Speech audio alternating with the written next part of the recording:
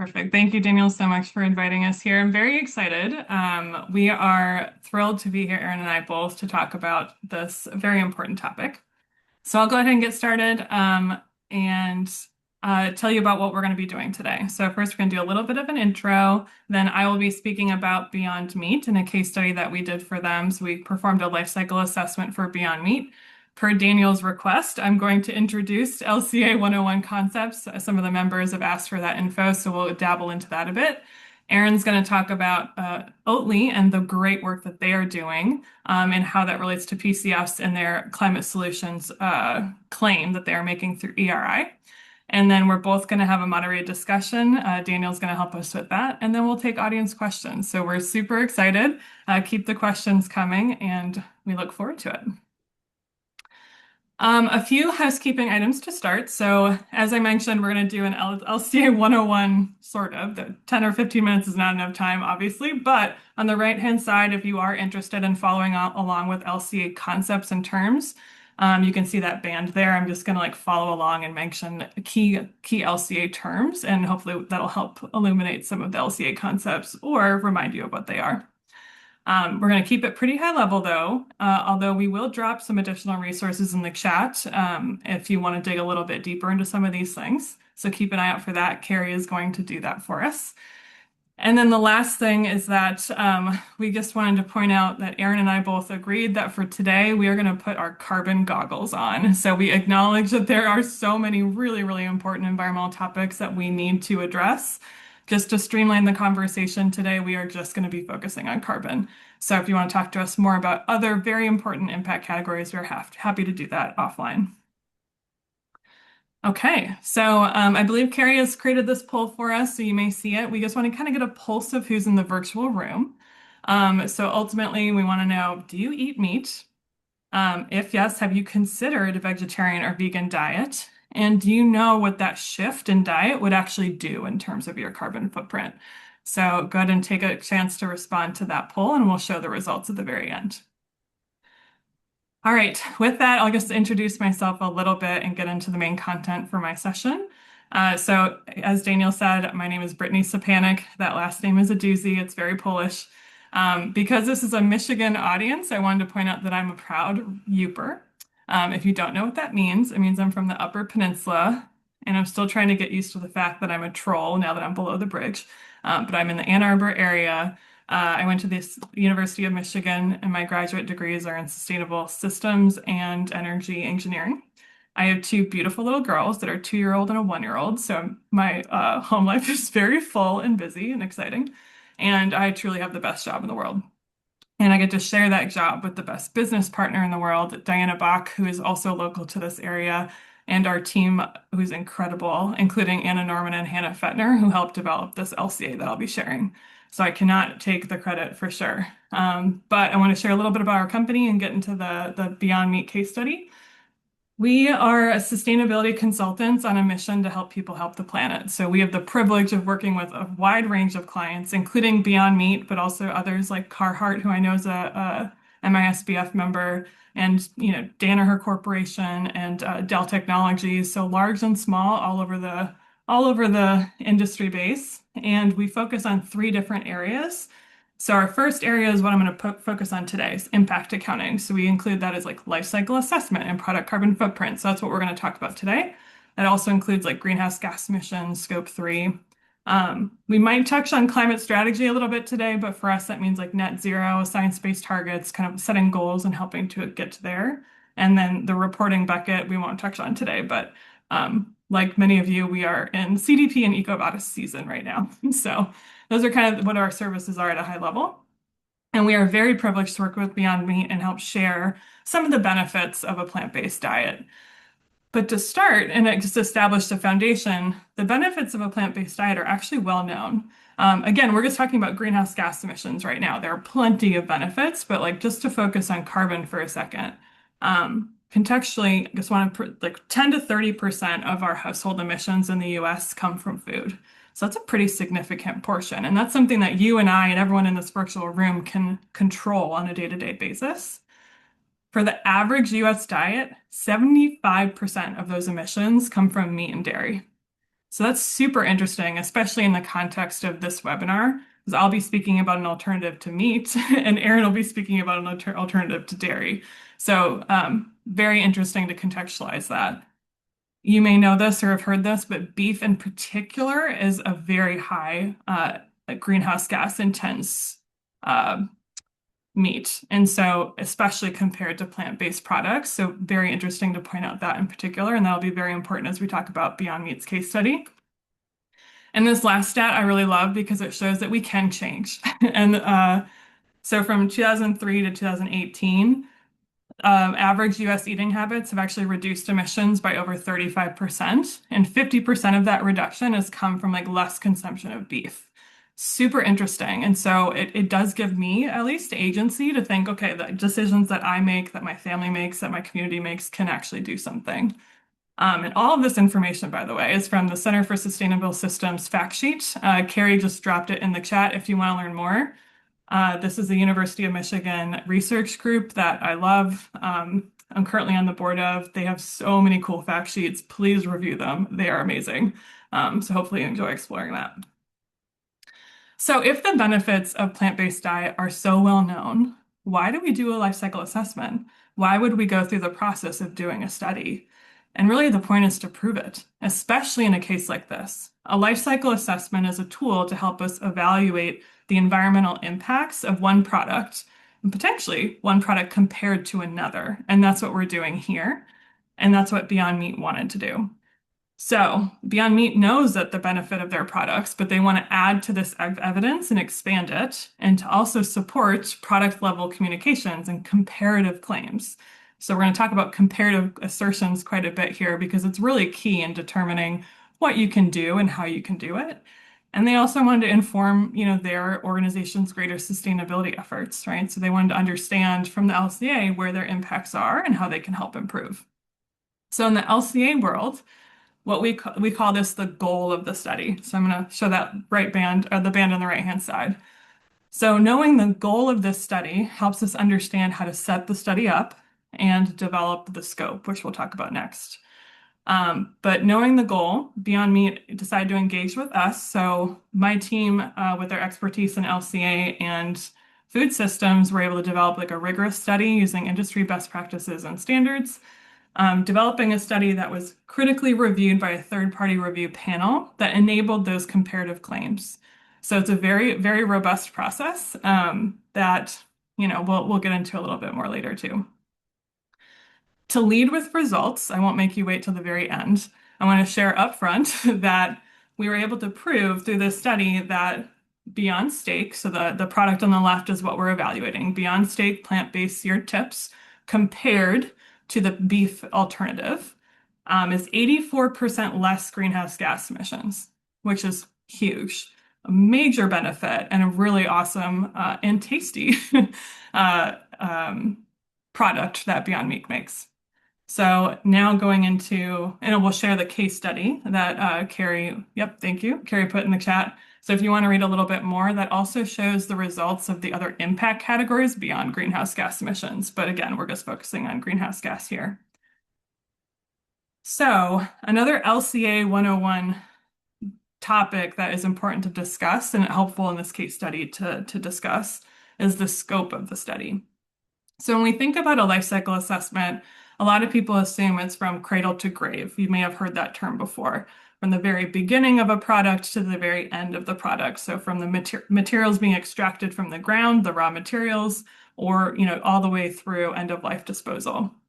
That's not always the case. In fact, it's not the case in this study either. So when you see an LCA, just pay attention to the scope, like what are we actually including and what are we excluding from the boundary? So in this case, LCA, we're talking about a product, but you can also do an LCA of a system or a process. But in terms of a scope, we could look at just gate to gate, like what are the impacts of your actual production process?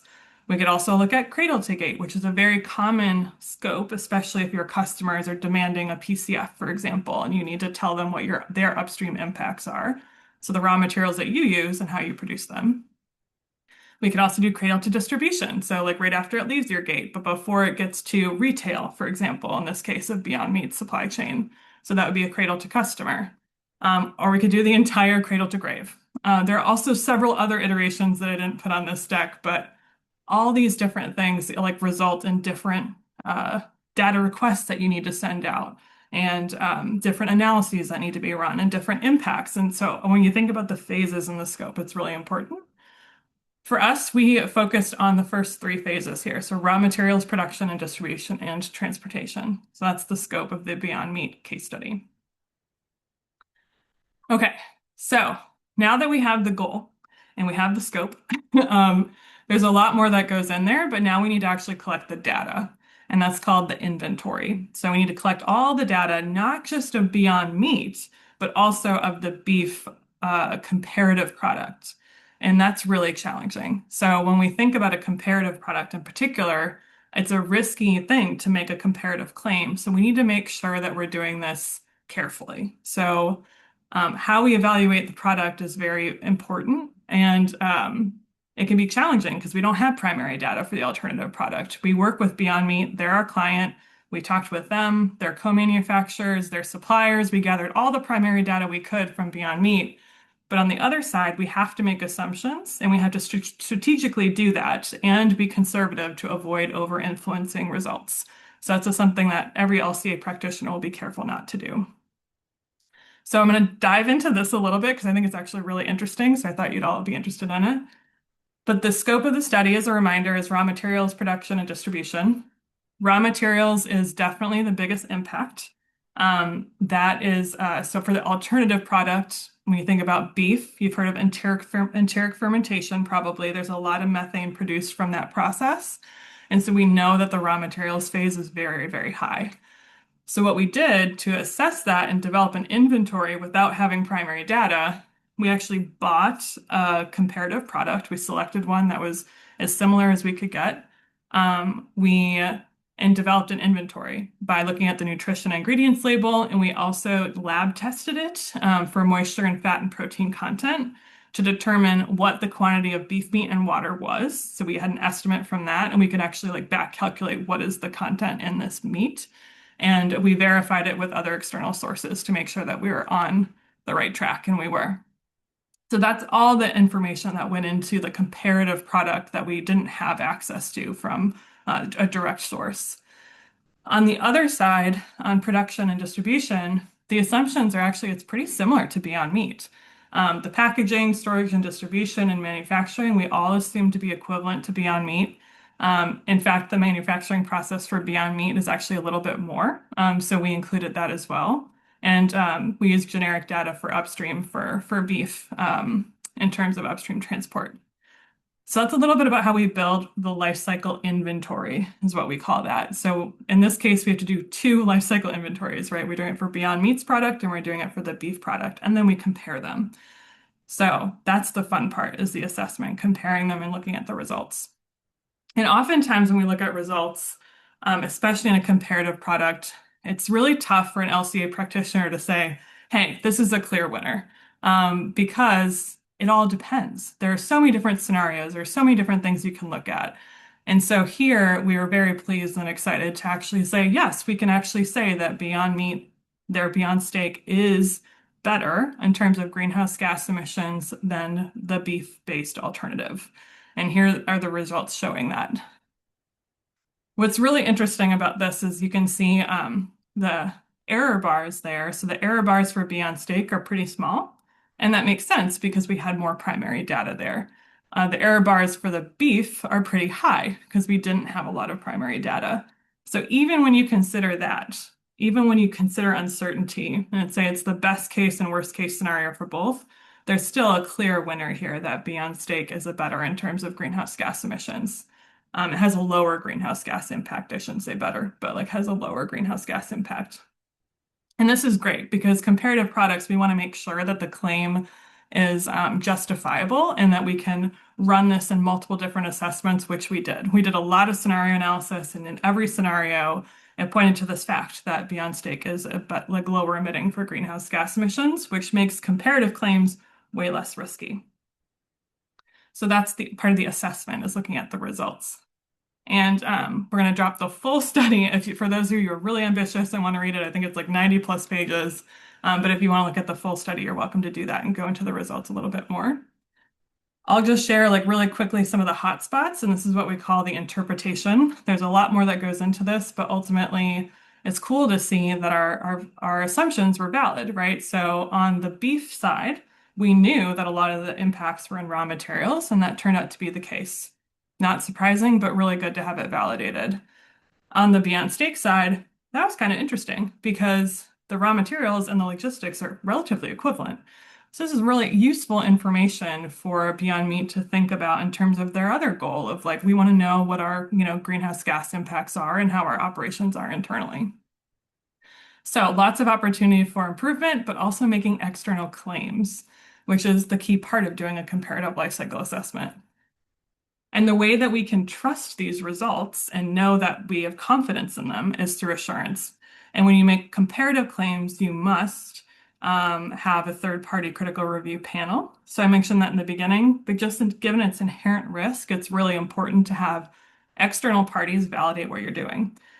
So these are the three lovely reviewers, all university professors that reviewed our study and validated it and enabled Beyond Meat to make these claims. So in terms of what this enables Beyond Meat to do and us to do as consumers, right? We have clear outcomes. We know that the Beyond Steak is actually much less emitting in terms of greenhouse gas emissions.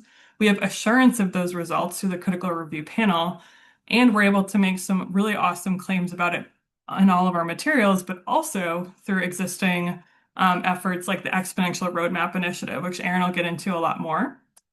But this study enabled Beyond Steak and Beyond Burger, which was conducted previously, to qualify as the first plant-based meat products as climate solutions. And a climate solution is essentially a solution that is greater than 50% or it has significantly lower, like 50% lower emissions compared to the market-based options out there. So really, really, really cool. And a great transition into Erin's presentation where she's going to talk a lot more about ERI. So I'll pass it off to you.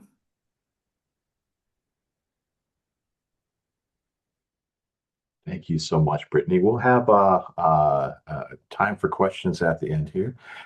If you're listening today and have had any so far, please take the opportunity to use the Q&A function, which you can find at the bottom of your screen, or the chat function, which you can find on the right of your screen. Now I'd like to turn over to Erin Augustine, Vice President of Global Sustainability for Oatly.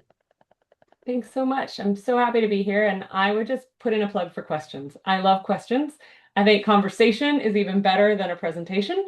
So I will, of course, walk you through some slides here, but I'm really looking forward to the questions later on in our session. And for those of you, in case you don't know Oatly, we make oat milk.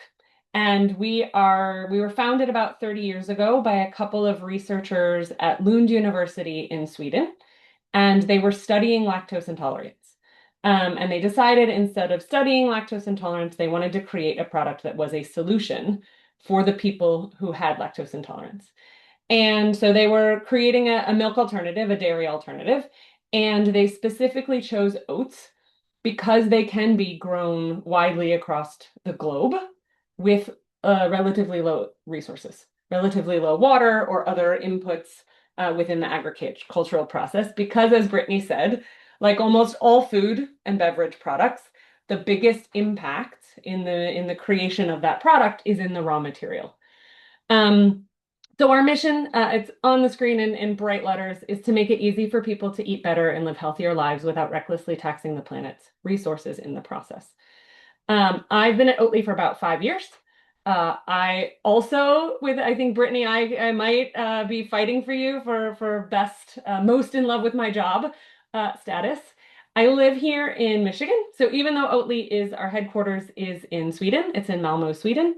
I live in Rockford, Michigan. I was born and raised in Michigan, have built a corporate career with several major corporations, all in Michigan, and get the privilege to work remotely now for Oatly.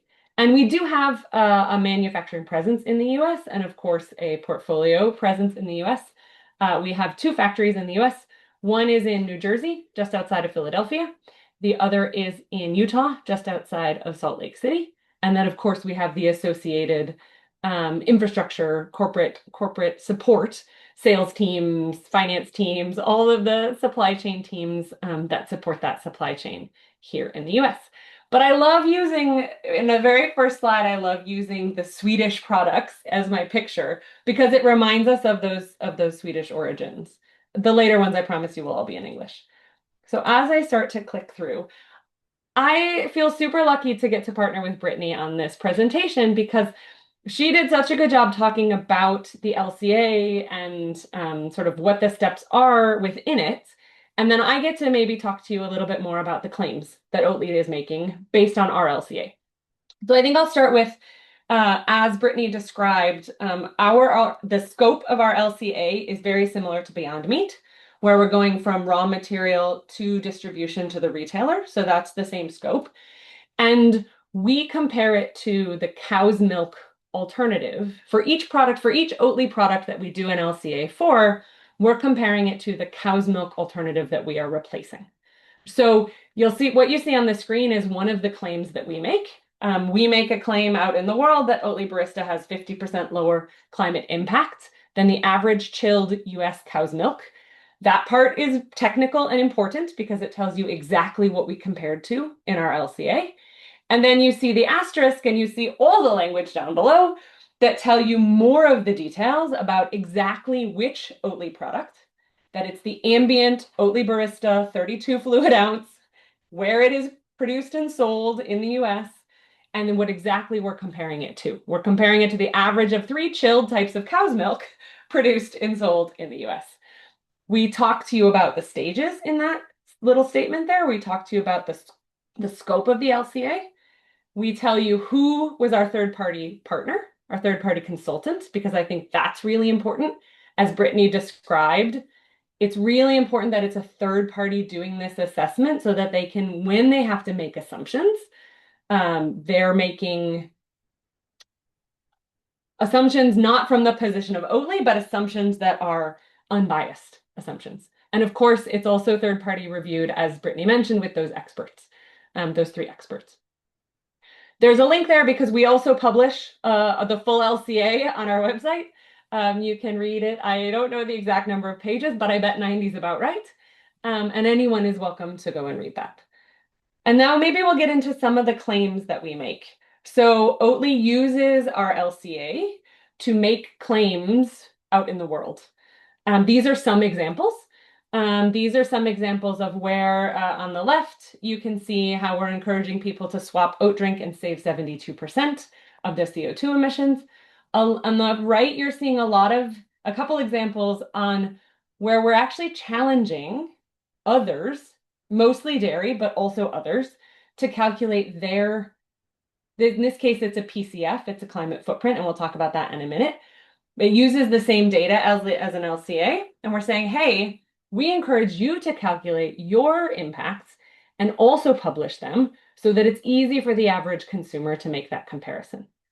You can do that with obviously our LCA. When we make a claim on the left where we're saying you save 72% in CO2 emissions, that's based on a comparative LCA, like Brittany was just describing. On the right-hand side, all we're doing is publishing our climate footprint, our PCF, which is following the same methodology as the LCA for us, but it's not saying anything about the comparison of the product you're replacing. In this case, that billboard is asking the dairy industry to use their primary data and publish their PCF so that a consumer can make the comparison themselves, so that they don't have to rely on our research to make the comparison, so that if we both publish those numbers with the same methodology or a similar methodology, the average person can make that comparison. I can tell you that, to my knowledge to date, no dairy company has taken us up on the free marketing in the billboard next to ours, even though we publish billboards like that all over the place. We do, however, have some really interesting engagement on the PCFs with, I'll go back one, with other oat milks. So in the UK, especially, some other oat milk brands have published their product climate footprint on pack. And I got a phone call from our head of the UK, our general manager, and said, Erin, they're better than us. The other company calculated their PCF and they're putting it on pack and it's lower than Oatly's. And as Brittany talked about earlier, that generated such a great conversation about where the UK Oatly barista had impacts that we could make changes, that we could improve upon. Was it oats, where we were sourcing our oats? Was it the distribution? Was it the factory production, emissions from the factory production? We got to have a really great conversation with the sales guy about the impacts and everything that was adding up into that PCF. And then the market actually made choices about oats sourcing to reduce the PCF, to reduce that climate footprint because of that healthy little competition, at least in part because of that healthy little competition between us and another oat milk brand. The other thing that we use our LCA to do is in our annual sustainability report, we make a public claim about avoided emissions.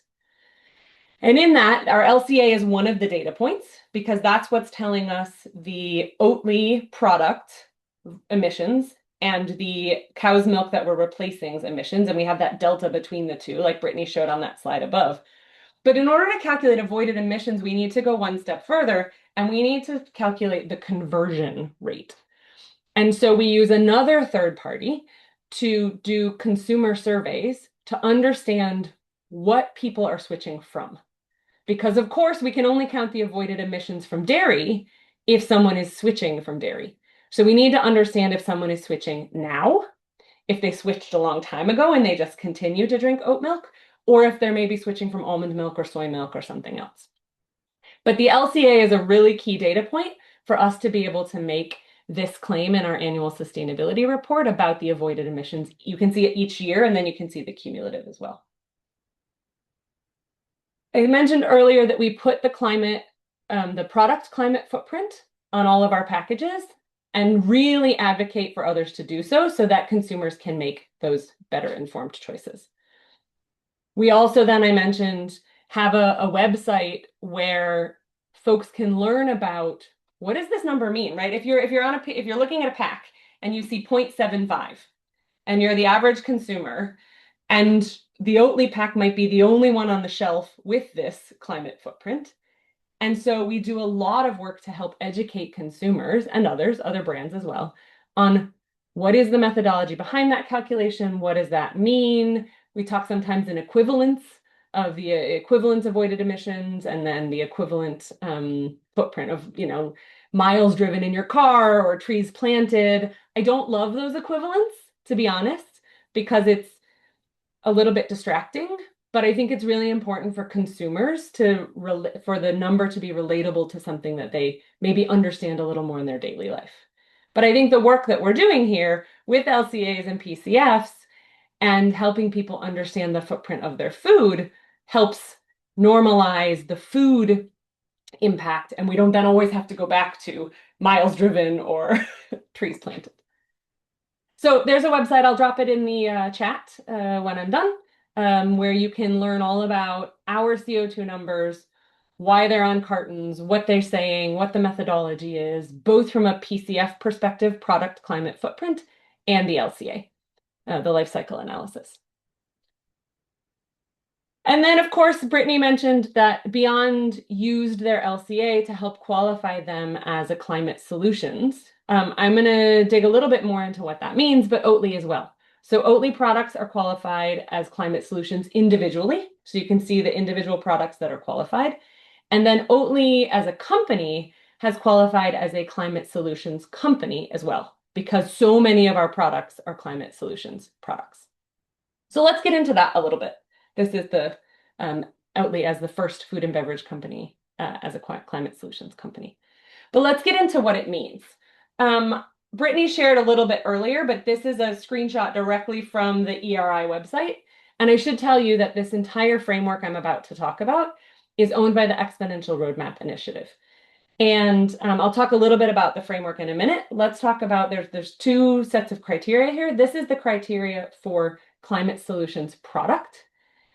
And there's some sort of basic safety measures to make sure that you're doing the basics. But then the core criteria here is what Brittany said earlier. that the footprint of your product, of the Climate Solutions product, is at least 50% lower than the relevant market comparison. And what that means for us is that the Oatly product has to be at least 50% lower than the category, the market category of dairy, which includes, and hopefully increasingly more, plant-based milks. So it's the whole category for us, which means that as the category changes, and hopefully the category changes over time, it becomes harder to be a Climate Solutions product. That's one of the things I really like about this framework. Climate Solutions Company, again, these are the basic requirements. One of the major ones is that top one, that more than 90% of the company revenue needs to come from Climate Solutions products. And of course, you have to have greenhouse gas commitments, and you have to be working to transform the sector. Those are the sort of basic requirements. But then the where the LCA comes in handy is that we've done LCAs for each of the Climate Solutions products. And then we can show that 90% of our revenue come from those products that are Climate Solutions. Briefly, maybe the other thing that I love about the ERI framework is we've been talking about Climate Solutions, which you see as number 3 here. But that's only one step of the framework. And I really like that the ERI framework starts with 1 and 2, which is typically where most companies are working. Most companies are operating in this 1 and 2 space. We're reducing our own emissions. We're reducing supply chain emissions. That would be scopes 1, 2, and 3 emissions reductions, right? That's where a lot of companies stop. And so what I really like about this ERI framework is that it pushes companies to go beyond and think about innovation, to think about developing and scale these climate solutions, to think about where your money is, where are you investing, what are you financing, to think about the policy and the narrative, and how are you as a company influencing policy? How are you working with your public affairs and your government relations to move the needle on decarbonization policy, which then moves the whole industry forward? So I really like that. So of course I put on here, of course Oatly has commitments to reduce our own emissions, our own scope 1, 2, and 3. That's a given in this framework. And then we've been talking today about these climate solutions, which is really where I see the innovative and exciting part of this ERI framework. And then maybe lastly, to start to bring it back to ourselves and our bodies and our diets, where we're all looking every day to eat nutritious, healthy food that keeps our bodies moving forward. Oatly believes that change has to be fun. Oatly believes that change has to be easy, and that if change is a sacrifice, there's only a small number of people who will do it. And so we've really been leaning into what we call the taste health maker strategy, where we're making really fun and creative and tasty and healthy drinks with Oatly that might not just be your standard oat milk latte. It might be a dirty soda. It might be a cocktail. It might be matcha, or with some of the creative fruits and flavors and colors. And we're doing these events to help people be introduced to the brand, to help people meet Oatly, to help people meet non-dairy alternatives, to help people explore in a fun and creative way what it looks like to make that dietary change. Because honestly, I actually don't care why you made the conversion. I don't care if you're a vegan. I don't care if you're lactose intolerant. I don't care if someone ordered you an oat milk latte and that's why you drank it. I always say we will take the avoided emissions anyways, regardless of why you made the switch. What matters is that the switch happened, and then we have those avoided emissions and those lower, that we're transforming the food system to a lower emission system. So maybe circling back, I'm just going to build all this out, Brittany. Does that work? Cool. I think I did all the builds. You did. Yep. Circling back to this really great chart that Brittany pulled in here of how, like, reminding us where our greenhouse gas emissions are coming from in our own diets, and reminding ourselves that the most challenging, the most highest impact food, at least on this chart, and that most of us would eat in a regular day, is that beef. And that even if you're not aspiring to be vegan for the rest of your life, there are small shifts in dietary change that we can make and that we are making. I loved that statistic that you shared earlier, Brittany, about that we are actually making these changes and we are moving our diets towards a planetary health diet, which is one that is both healthy for people and planet. Because I think many of us are starting to be really intentional about that shift in big and small ways. And I think that's the reminder that big ways, of course, big dietary shifts are, of course, welcome, but the smaller ones have impact as well. Do you, Brittany, maybe want to talk about the poll results, which I'm seeing up on my screen? Sure. Yeah, this was actually really interesting. So we were curious of who was in the room, and it looks actually so 60% of us do eat meat, and a lot of folks have actually considered switching to vegetarian or vegan diets. So that's really cool to see, and I assume that also includes the people who are already vegan and vegetarian, but 91%. So that's really cool. It was also interesting to see that a lot of the group does know exactly like how much a shift in diet can affect your carbon footprint. So that's awesome that you already understand it. We hope that this information today helps maybe even illuminate some of that information a bit more. Share a little bit about how some of these smaller choices you can make will help you and your own carbon footprint. So thank you for participating. This was really cool to see the results. I think, Daniel, I'm going to stop sharing the screen. Does that sound right? And then you have That's some questions for us. Yeah, in the so I think uh, that was a fantastically educational program, and I learned quite a bit, learned quite a bit today. Uh, so to kick us off, more of a technical question: Are life cycle assessments and PCFs, uh, so the product carbon footprint, always the best tool for external verification? Uh, if not, can you talk about some scenarios where they are the most useful and when another tool might be better? Yeah, I can start, and then Erin, I would love you to add on. So, I think this is a really important question and one that we certainly wanted to address here because I think the use case for Beyond Meat and Oatly is like very clear of why a comparative LCA makes sense for them, right? They have products that are innovative and are like truly unique in that way of they're able to reduce so much more emissions compared to the alternative.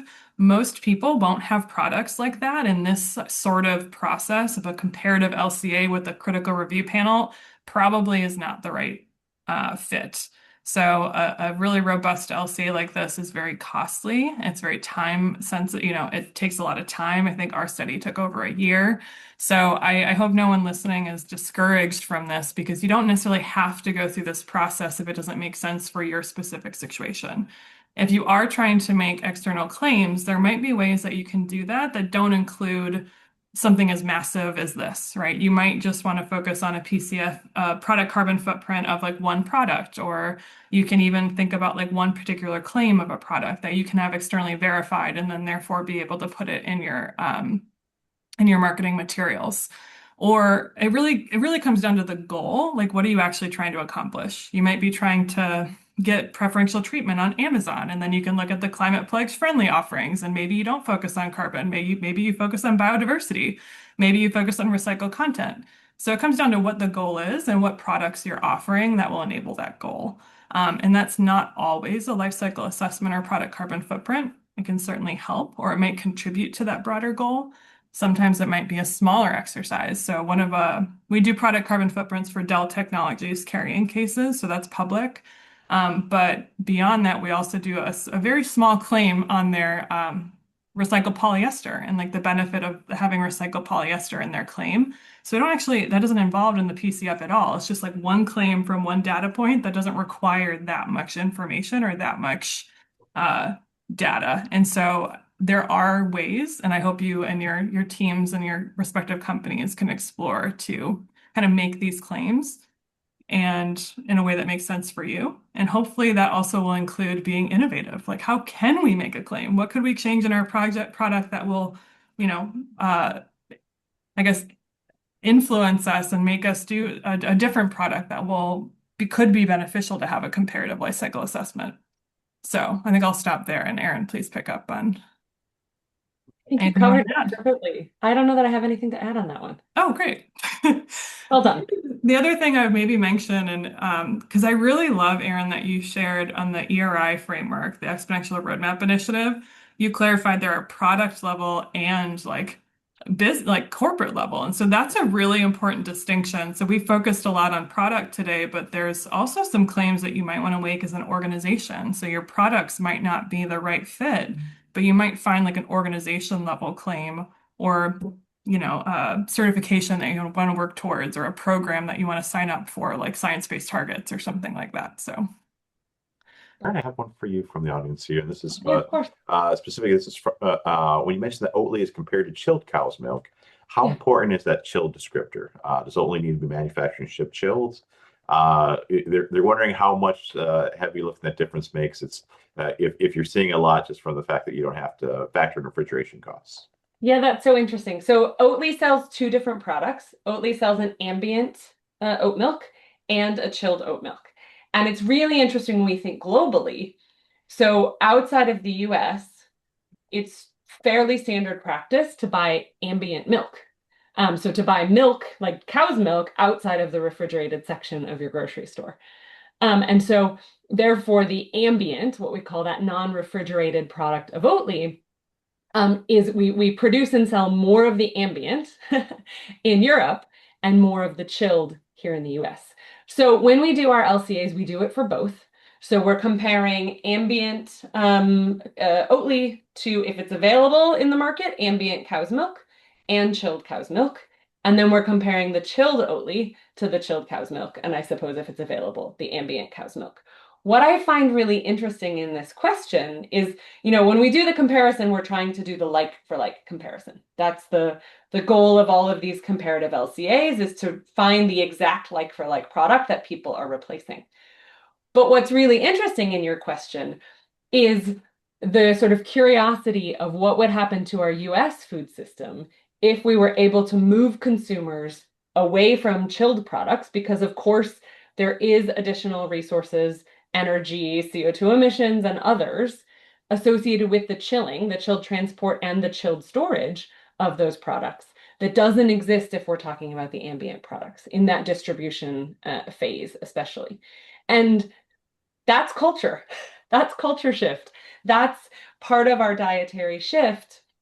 And I think part of what Oatly does for the food system is that culture shift. But at the same time, in order to meet customers and consumers where they are and help them move their hand 4 inches to the right and pick up a plant-based Oatly product versus the dairy product that maybe they're used to grabbing, we have to show up in the same places where they're shopping for that dairy category.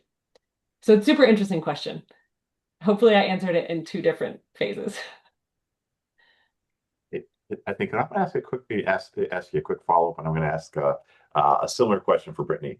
Have you compared oat milk to other plant-based alternatives, Yeah. almond, coconut, etc.? Yeah, the answer is, I mean, we certainly can, and we certainly have some data. I think when we do our LCAs, we primarily choose to compare them to cow's milk because honestly, that's who we want to be competing with. We want, from a food system transformation, from a planetary health diet adoption, we want to transform the food system in a way where we are encouraging consumers to move away from the high carbon dairy that maybe they're currently drinking towards Oatly or frankly other plant-based also. And so we don't tend to do an LCA or tend to do heavy marketing against other plant-based. We don't tend to view them as the most important competition. We tend to view the dairy industry, because of its size, because of its history, because of its competitiveness. That's who we tend to see as our competitor. And so we tend to do most of our LCAs as Oatly versus the cow's milk. But certainly there are more generic studies that look at oat milk versus other plant-based that people can refer to. And Brittany, would you like to elaborate on that for the Beyond Meat case study? Because I assume it's a similar answer in that like your scope was specific to the problematic climate product versus comparing it to other alternatives, such as Exactly. say Yeah. tofu. Yeah, so the goal of the study did not include other, although that would be very interesting. I saw the note about tofu. I would love to see that. Oftentimes we don't see a wide variety of comparative products like that unless it's like an industry study and like those incorporate a ton more. But in this specific case, we just looked at beef. So for the same reasons, right? Beyond Meat is trying to focus on their primary competition and changing the needle. Mhm. Can, can I ask? And this is something where I have some gaps in my knowledge as far as how LCAs incorporate end of life considerations.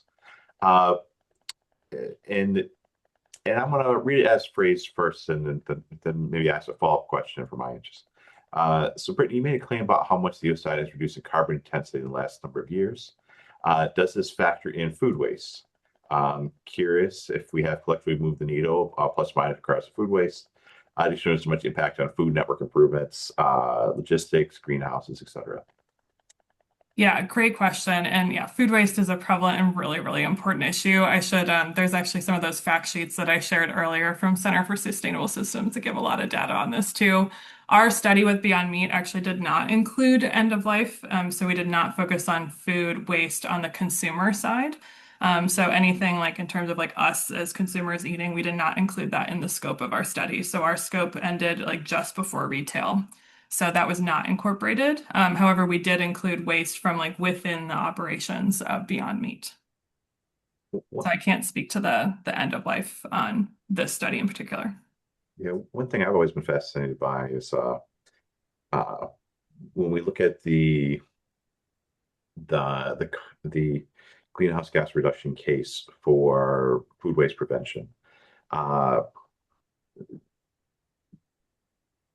the animal agriculture is uh, so heavily represented in the emissions data, and I don't think that's well understood. Uh, because the end of life impacts from degenerate of the methane landfill is so much less than the front end impacts of production. But with that said, I'm curious for uh, Aaron on the Oatly side, have has come to give any thought to what Oatly looks at like end of life versus traditional milk? In terms of, sorry, in terms of like packaging end of life? I would say methane production. So as a waste product. So maybe I'm misunderstanding your question, but if I'm thinking about the It, Oatly, you're talking about the product, or you're talking about byproducts?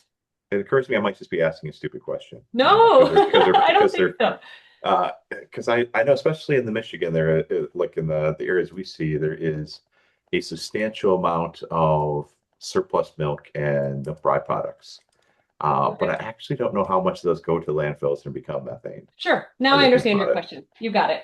So when we're talking about product, like end product that goes to the consumer, I don't have studies on, like how much of that, if and how much of that is being disposed of versus consumed, right? Because you assume that from a like household budget perspective, I assume that I buy something, I wish to consume it, I don't want to have food waste. And from a shelf life perspective, the shelf life of our products is longer than cow's milk. So there's that element there. If we're talking about byproducts, there are definitely byproducts in the Oatly manufacturing process. Um, the most relevant one is an insoluble oat fiber. So if you think about where it's bringing in raw oats, or using an enzymation process to you take soluble fibers and other nutrients out of those oats into the liquid oat milk. And then there is a co-product or a byproduct that is an insoluble fiber. At the moment, that is not sent to landfill, of course, because it has value. It has value for animals. It has valuable for energy generation. It has value as a fertilizer, which is like we use a tiny bit of it as a fertilizer. But mostly it's feeding animals or generating energy. But it would be even better, and the unlock that us and probably every other food company that has byproducts like this, we're trying to unlock feeding humans.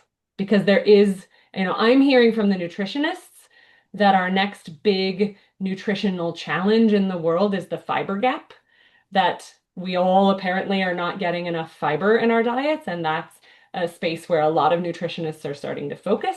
And so that has fiber. And so that is a valuable nutrient that we want to be using to feed humans. And so we've been very public and working on it for years in trying to feed humans, which would be the best use of that byproduct. Yeah. The uh, Switching things back to looking at the tools again. Can you talk about the value of the ERI Climate Solutions Framework compared to other frameworks like the Science Based Target Initiative? Yeah, Yeah, maybe maybe I you would like to start us off with that? Yeah. Yeah, sure. I can start with that one because it's super relevant for Oatly. So Oatly's commitments, our long-term climate commitments, which I did put on the screen, but our commitment is to reduce our scope 1, 2, and 3 emissions 40% by 2030, 70% by 2040, and 89% by 2050, with then an intention of permanent removals for that remainder 11. But that is not an SBTI certified target. So it's Paris Agreement aligned. It's aligned with the 1.5 degree pathway. But because those commitments are per liter of Oatly produced, so those are intensity metrics, they are not absolute metrics. Oatly does not have an absolute reduction target because we need to grow. And we would argue that the food system needs us to grow because our products are climate solutions. So because as we're converting from dairy, from cow's dairy to Oatly or other plant-based, there is a benefit to the food system and there is a benefit to the planet in those avoided emissions.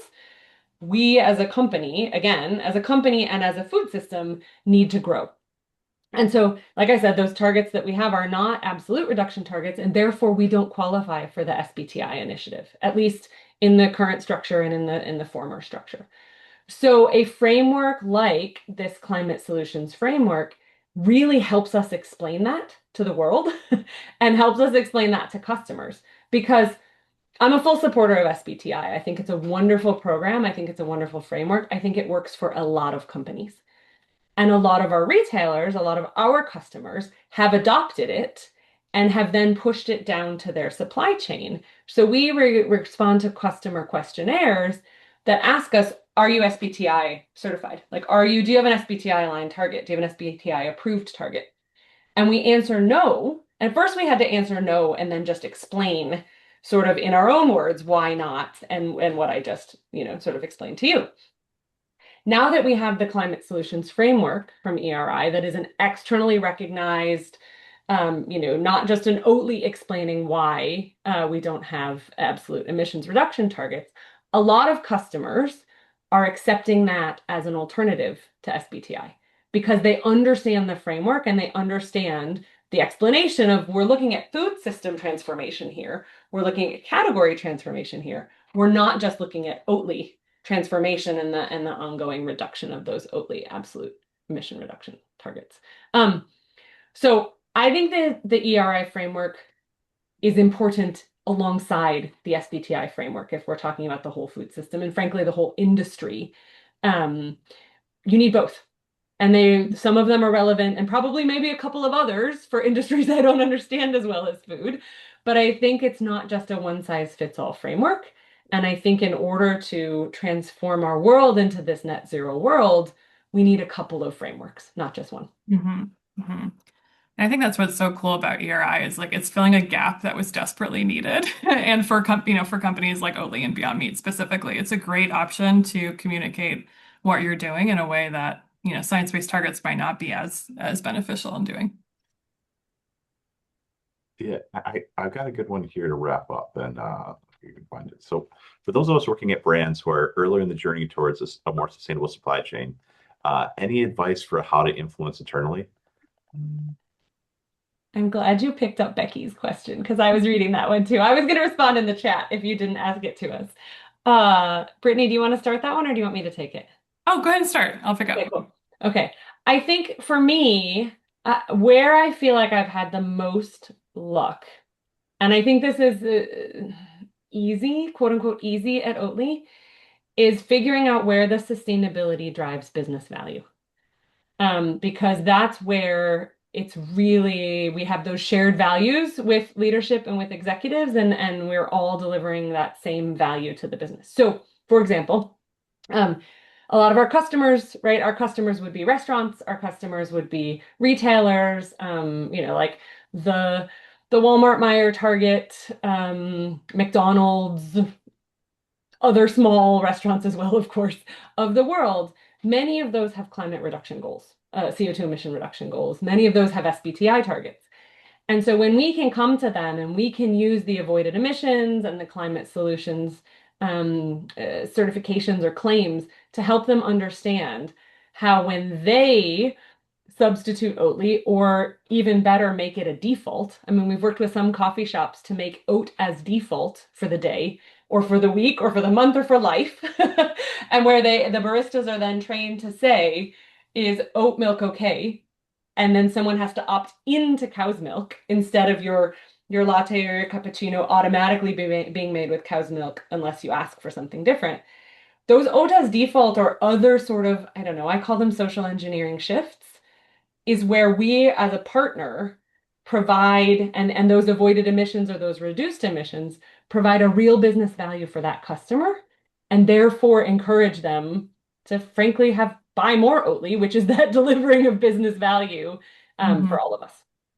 Yeah, definitely.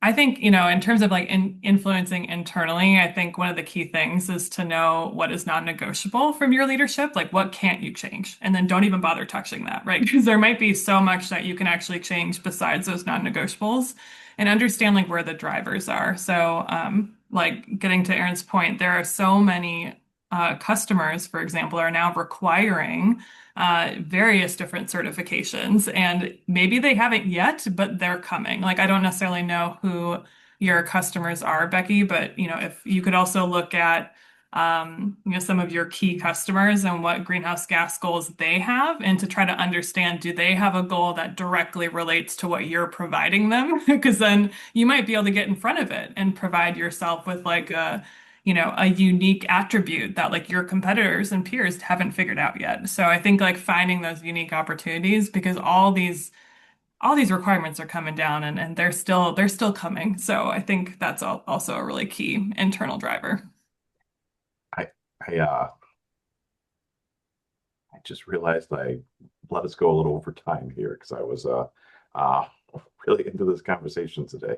That's okay. Uh so my bad on that. Carrie was giving me was giving me the wrap up signal.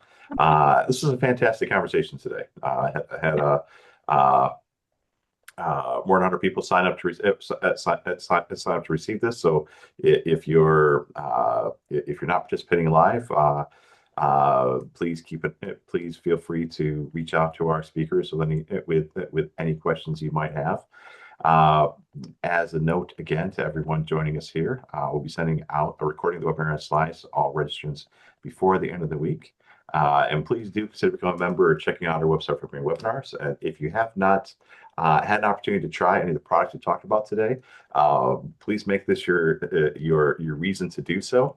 I will give a pitch. I do call for oat milk when I go to a barista. Myself. And Again, I want to thank you, Brittany, and Positive Cereals Consulting, and Aaron for Oatly for being with us today. And thank you, everyone, for joining us. Thank Yeah, you. thank you Thanks, for having everyone. us. It's fun. It was great.